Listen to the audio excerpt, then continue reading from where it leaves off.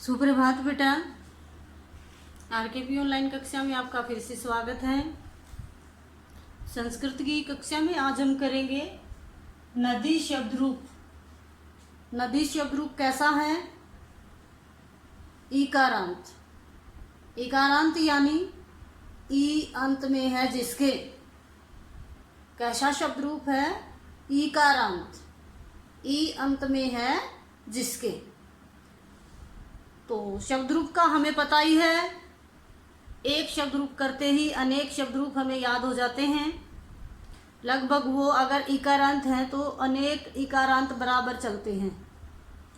अगर हम नदी शब्द रूप करेंगे तो हमें कौन कौन से शब्द रूप और याद हो जाएंगे?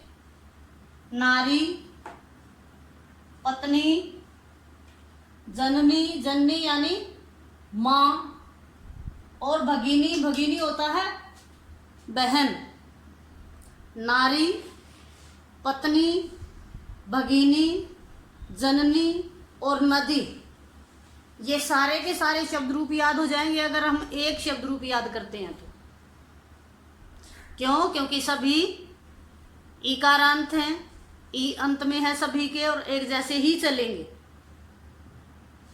शब्द रूप का हमें पता ही है, हमें आवश्यकता क्यों पड़ी है संस्कृत में? क्योंकि हिंदी में तो क्या होते हैं, कारक चिन्ह होते हैं, हम लगा देते हैं जैसे कर्ता ने कर्म को। और संस्कृत में क्या होता है, विभक्ति होती हैं, और ये सभी विभक्तियां किसका, जो कारक चिन्ह है उनका काम करती हैं। जो कारक हैं उनका काम करती हैं। प्रथमा विभक्ति किसका काम करेगी? कर्ता कारक का। द्वितीय विभक्ति किसको बताती है? कर्म कारक को। तृतीय करण कारक। चतुर्थी संप्रदान। पंचमी अपादान। षष्ठी संबंध कारक। सप्तमी अधिकरण कारक और संबोधन।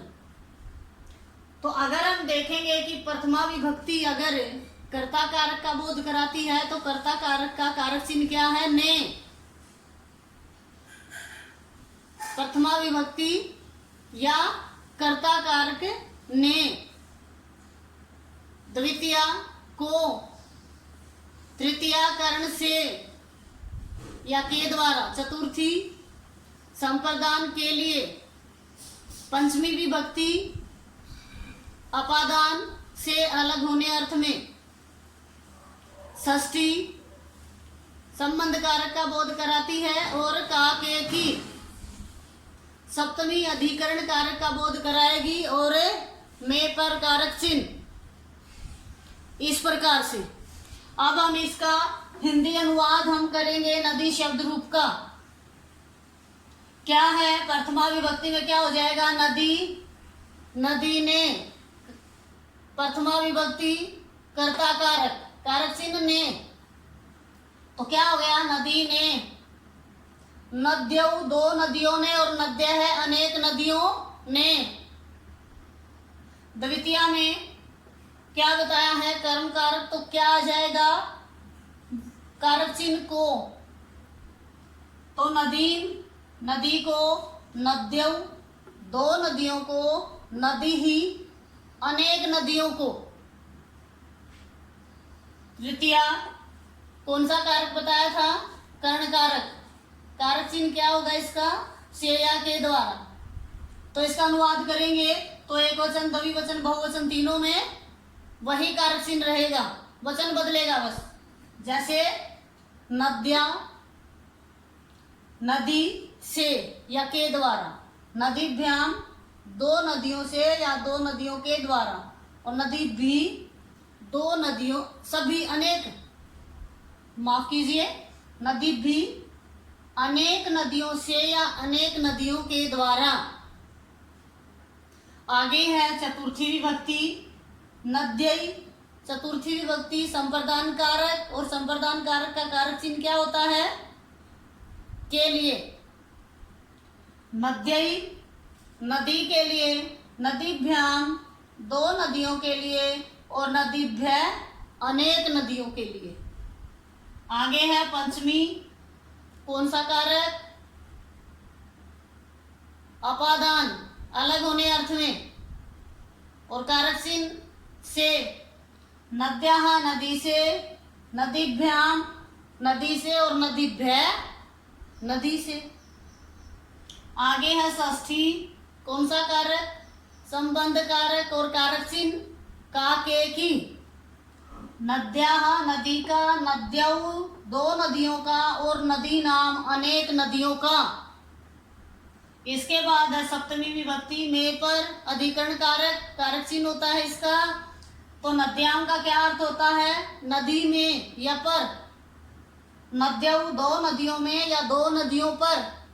नदीसु अनेक नदियों में या अनेक नदियों पर।